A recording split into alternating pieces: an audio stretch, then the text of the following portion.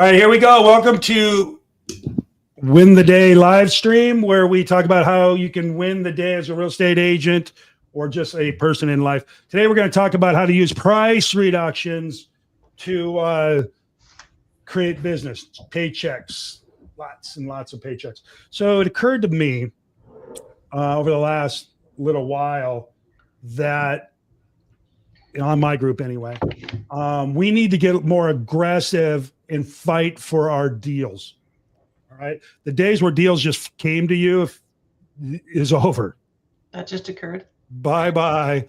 That's over. Right. Yeah. It just occurred to me. But my people are still in the, you don't understand how great I am. You should come work with me just because I'm as great as I am. Do you know who I am typically? Right? That's never been the case. Right. The resume isn't, nobody cares. Exactly. Nobody freaking cares. I cared, and that was a party of one. But so the last few weeks, I have been hammering, pounding, pushing. You got to go make your deals happen. And last week we put 5 sides together. We double-ended 2 deals and got a regular one. We've taken 17 listings since January 1. We're out fighting for our stuff. And I like it. I like it. The challenge now is to keep it going. It's like the challenge for the Eagles last night when they got up 10-0 is to keep it going. Hey, Jesse, to keep it going, not ease off and let the Chiefs come back. The way the Atlanta Falcons did against the New England Patriots when they went into halftime up 20 points, ended up losing. So our guys are working hard. They're getting listings and putting deals together now. The trick is going to be to keep it going. All right. Or you're going to win the month of March. Yay. You're going to lose the next 11. Not great. So the way we're going to do it, or what we're doing now, and I'm guessing I'll work for you as well, is take a look at your listing inventory and go get price reductions. Because here's the thing. You got to get excited about your listings, about your deals. You got to get excited, because when you're excited, it oozes from you. It just emanates. It's there. And your excitement is contagious. It gets the other buyer agent. It gets all parties involved. You're selling as opposed to just showing up. You're doing all the things you need. You're pointing out the highs. You're minimizing the lows. You're selling. I think we are real estate salespeople. I don't know. I'll have to go back and check, but I think so. So we should be salespeople. I don't want to be salesy. Well, F that. You're a salesperson. If you don't want to be salesy, be an accountant. Okay? You're sales. All right? If that bothers you, well, be an accountant. So you got to get good. You got to recognize the parts of the deal that need to be pushed. You got to recognize the parts of the deals that needs to be pulled back a little bit and focus on getting your stuff. And the way to do that, I found, is you get a price reduction. We took a price reduction on a property, and 5 days later, it's under contract. And the reason why is I started running around, hey, you got to look at this. This is a good deal. You got to take a look at this. This is a good deal. Oh, my word. I can't believe you're not buying this. This is a good deal. And sure enough, somebody bought it because it's a good deal, right? And we're under contract. So I'm telling you, go to your listings, take a look at them. And it's just simply conversation like Mary and Bob. When you listed your property, you said you wanted to blank, right? You're moving, you're upsizing, you're downsizing, you're resizing, you're whatever. Okay. Is that still the case? Is that still the plan? Oh, it is. Okay, good. All right, great. For a property or properties generally sell in 3 to 4 weeks. The way it is. If it's priced right, it's going to sell in 3 to 4 weeks. We know that because I've been doing this a long time. Plus, banks, when they underprice properties, they put them on the market, they get under contract in 3 to 4 weeks, right? So when a property's priced right, doesn't have to be low, it just needs to be priced right. It takes 3 to 4 weeks to get the information out, to get it into our system, to get it disseminated out to Realtor.com, Trulia, Zillow, whatever websites, all the other agents, all that stuff. It takes about 3 weeks. It takes that much time for the realtors to talk to their buyers, the buyers to schedule showings to occur, negotiations to happen. It takes about 3 or 4 weeks. After 3 or 4 weeks, if you haven't got an offer, It's time to reevaluate. All right. We missed the mark somehow. Okay. So, Mary and Bob, we've been on the market for 288 days or whatever it is, right? Some number of days. If it's longer than, say, 32, that's a conversation, right? So we've been on the market for about 45 days. We've had X number of showings, X number of offers. Okay. That is telling us we missed the mark on price. So if you want to move, upsize, downsize, relocate, whatever it is, we should take a look at the price. Are you ready to take a look at the price and get to wherever you're going? Sure. Good. Lower the price, move on. Now you're excited. You're telling everybody, no, we want to see what happens. Okay, good. I still have confidence in the property. We'll still push it at the market. Set the meeting for next week. Let's do this. We'll continue to push the property at the market for another week. If I don't talk to you first, can we get together next Thursday at 10, or would 11 be better? And we'll review how the results. Sure. Good. And then you have the same conversation. Joe and Mary, property should sell, or Joe and Mary, you said you wanted to sell because you're this, right? You're moving, you're upsizing, downsizing. Well, property should sell in 3 to 4 weeks. That's how long it takes to get the information out to the people, to show it, to get offers, negotiate deals. Okay. We're at 6 weeks now, 7 weeks. Still no offers, still no this. You still own the property. My question to you is, do you want to still get to wherever and whatever and however? Yes. Okay. Well, it looks like we're going to need to adjust the price. Are you ready to adjust the price? Yes. Good. Adjust the price. Get excited about it. Tell everybody you know, right? See how this works over and over. And then if they say no, cool. I still have confidence in the property. I love it. I like this about it, that about it, and this about it. Awesome. I'm going to continue to set or push it at the market. Can I just make a note right now? Call you back next week at about this same time, and we'll discuss the results. Yes. Awesome. Round and around until they lower the price or you get it under contract, right? Okay. So that's the way that works. Part 2 of this little game. It doesn't have to be your listing. There's nothing anywhere that says you have to sell your own listing. Scour the MLS. If you're doing this right, you should be scouring the MLS anyway, right? Studying the market, knowing where is a good price, what's not a good price, and what excites you. So if you look at the MLS, you're going to find a property and go, oh, look at that.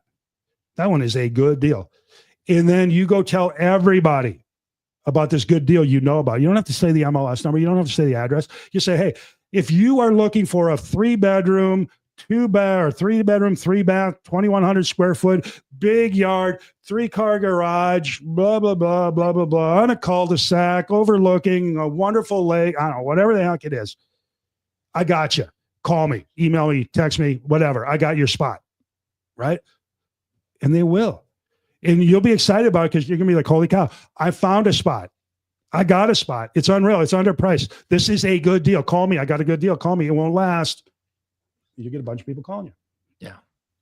It's the way it is, right? Either way, you're going to be excited about what you're doing. And I know this for an absolute certainty.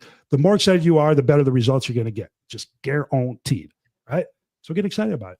Get excited. Find something to excite you and go tell the world. Mike Ferry used to always say, do something good and tell the world what you did. I believe that. Bottom of my heart. All right. Mark, what do you got? I think what's so important is you've got to be responsive to the market. When I look at what makes great listing agents, they have the essential conversations, not necessarily the most pleasant conversations. Now they can do it pleasantly, but you've got to be able to have true fierce conversations. And sometimes that is, hey, the market's rejecting the price. We gave it our best try. It's not me. It's not you. It's the market. Yeah. It's not even that guy in the blue shirt. It's the market. That's it. And too many agents will take overpriced listings. Had a listing conversation. Guy wanted $100,000 more than the property's worth. Not going to happen. Not going to take the listing for me personally where it was located. However, if you take a listing and you don't have the conversation, you're not serving the client. You've got to do what's in their best interest. That means suck it up and have the powerful conversation. Yep.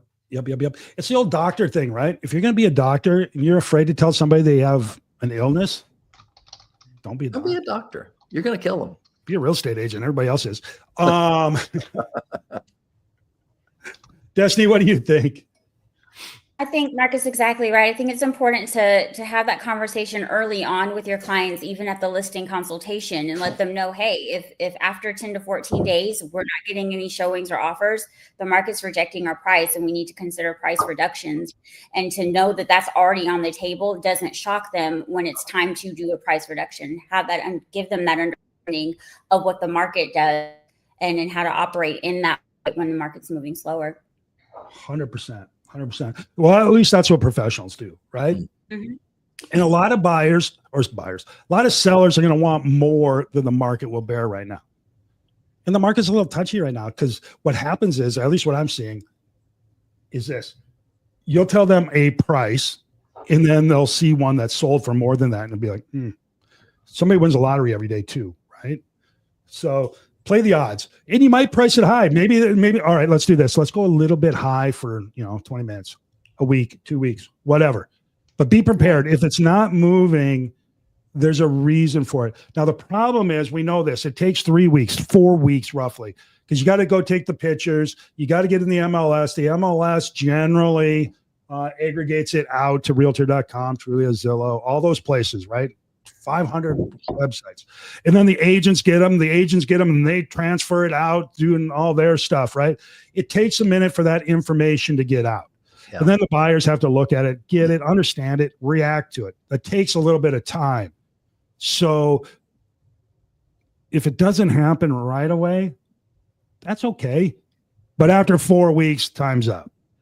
Time to make a change. I think we've also got to recognize that where we are is a unique time in that, and this may sound a little weird, we're getting into a little bit of the demonetization of real estate. And what I mean by that is, it used to be that we had really low interest rates.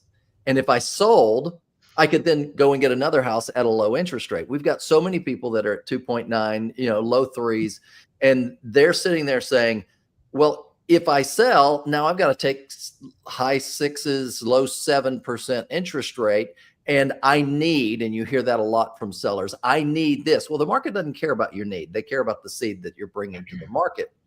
And so we've got to recognize that there are many people sitting because of that difference between where they're sitting interest rate and what they would have to buy interest rate. And they're holding off, or they're wanting you to take the listing overpriced for their need, not what the market would really bear. Mm-hmm. Julie, how have you dealt with this over time? Well, I connect the dots. So, coming down to the word that you guys are using, the market is not supporting it. The market is showing us something different. The market is this. So when I take a listing, I don't just say, here's what I think it should be priced at. I show somebody the statistics. Here's how many competitors you have in this zip code or whatever that is, whether it's the community, whether it's McCormick Ranch, whether it's Scottsdale, whether it's whatever. Here's how many homes you're competing against. If I'm in the buyer's shoes, these are the homes I'm going to look at in this parameter, and I make up what I think, whatever the ideal is for their house. And so I'll say, here's how many homes there's 32 homes for sale at this price point within this range, right, of what you're at.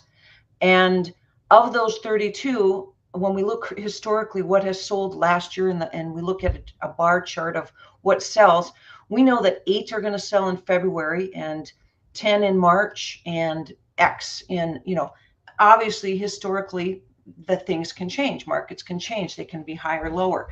But of those 32 properties, you're priced, you're number 26. So 25 properties are better priced than you. Do you want to wait for the market to catch up? Now, we've done everything we possibly can. We've staged your home. We have all the lights. We're doing broker tours and open tours. We're aggregated out to all the consumer websites. We're pushing it. Here's the thing. 25 properties are more competitively priced than yours, right? You fill in the blanks of all the numbers I'm talking about.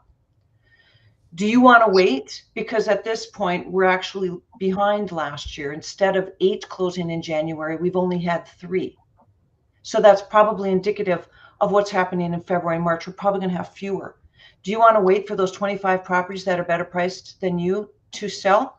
Do you want to wait until next year? Should we take it off the market? And this is something that works really well when you say to people, do you think we should take it off the market and wait till the market catches up?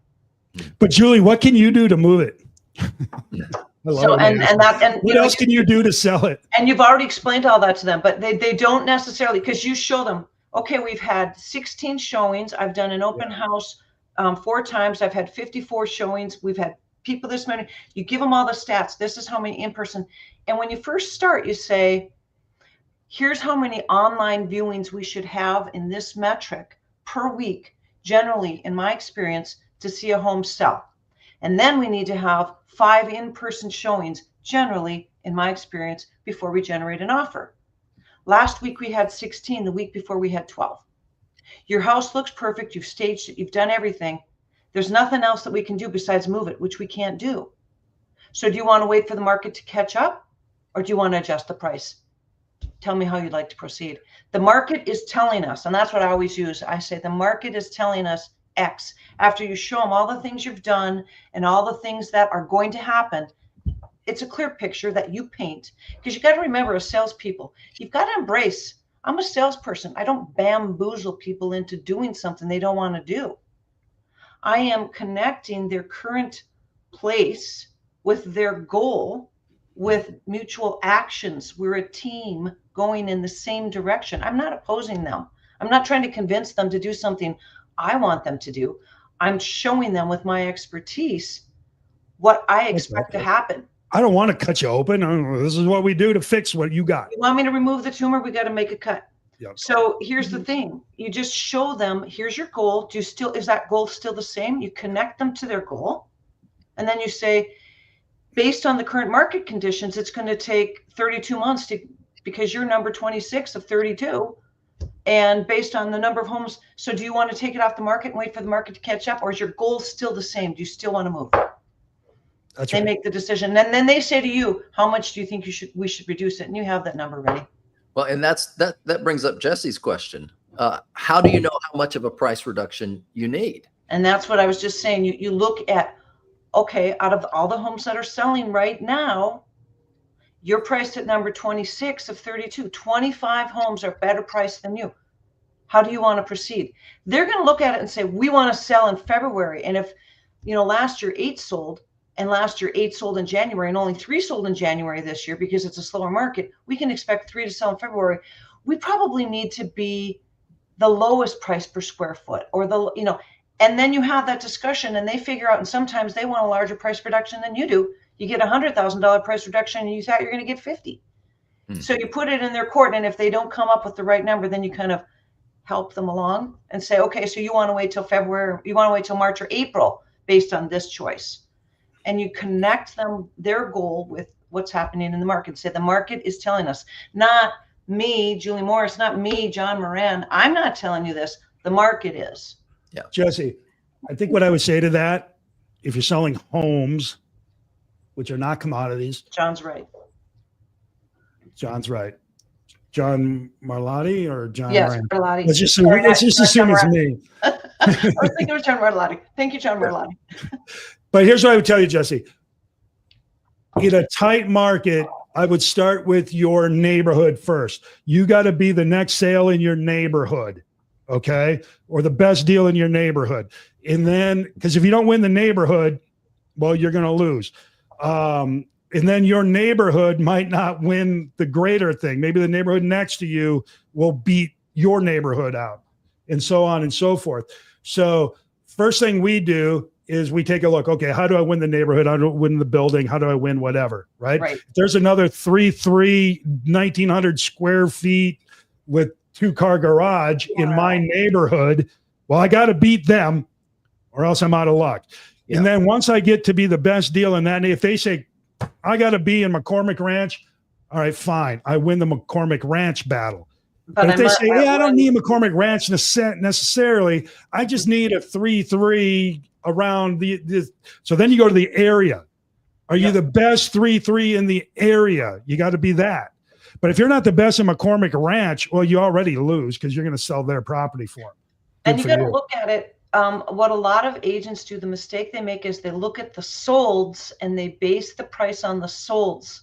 And that is a starting point. It's kind of like people, saying my home is worth this. Yeah, Zillow starts here. Then the humans get involved, and then we figure it out from there. And that is, what's your competition and what's happening in the market right now compared to the past? And you adjust. And that's the human factor. That's the expert factor. That's you got to be very careful. Just because there's one listed for sale for 800,000, oh, good, right? We could be better than that. We'll go at 780. Look at it. Cool. But that one was at 800,000 for 300 days, which means 800,000 is not the right number. You consider, you don't necessarily have to be the best price or the best price per square foot. You have to be the best option of the choices. And you can, you're a human. You can rule out the dumb one. Zillow can't.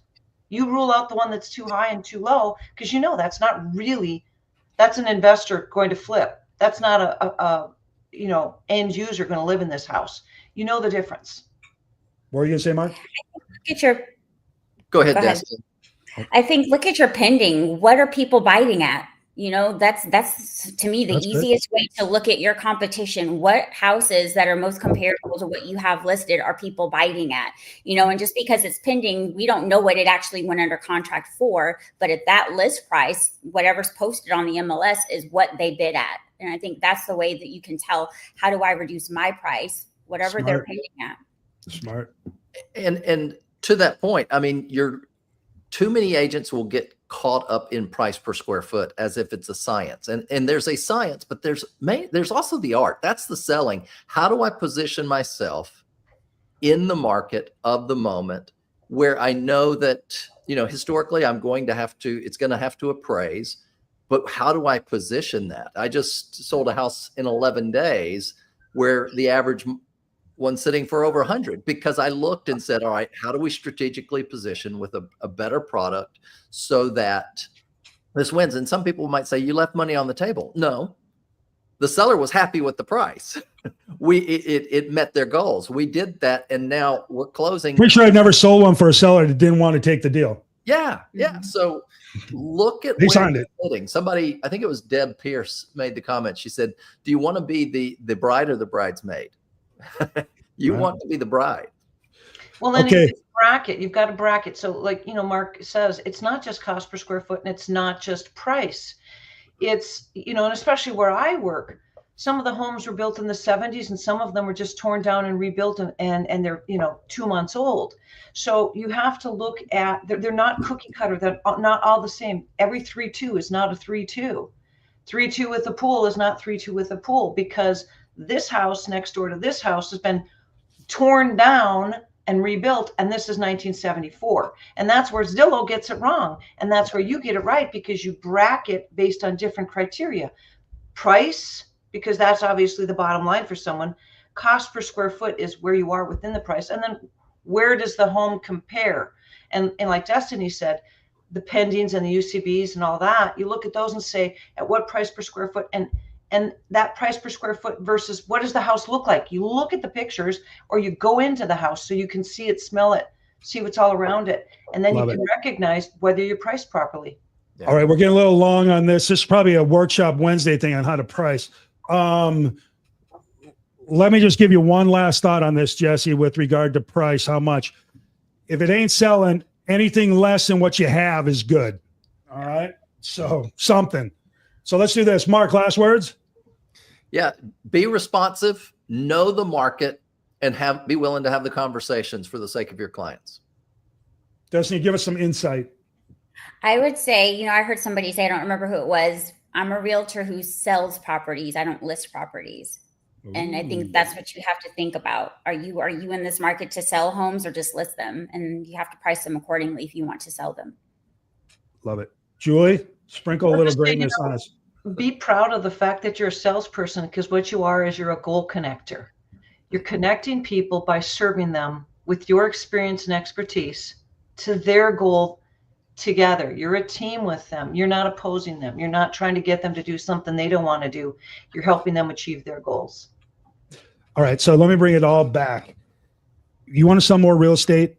Get excited about what you want, what you have, what you're doing, putting deals together. You want to get excited? Lower the price, because when you recognize something is a deal, you are more than happy to tell anyone willing to listen about how great of a deal you have. And that is a great place because you just emanate greatness from it, right? Hey, check out this. This is a really good deal. This is a good deal. Who doesn't want a good deal? Everybody wants a good deal. So you tell everybody. Next thing you know, that deal is together and there's a paycheck. Okay. The fastest way to that is a price cut, or go list a listing that is at the right price is a good way to go too. The third way, and oftentimes we forget about this because we're so focused on listings. As you're studying the MLS, if you come across a listing, someone else's listing, not yours, someone else's, but it's a good deal, tell the world about it. You don't have to say the price or the MLS number or the address, but you can just say, hey, I got a great deal. Check this out, this out, and this out, this out. Call me if you're interested in that. Last word, Mark. John, and what I would say is every time you have a buyer, you need to see that as the Willy Wonka golden ticket and start calling the neighborhoods instead of waiting for somebody else to stock the shelf. Go You fight and for your say, deals, people. I've got a buyer. Are you a seller? Because now you're picking up more listings that way. Love it. All right. So you know what you got to do right now? I do. Let's go to work. All right. Get Talk to you excited. later. See you tomorrow. Bye. Okay.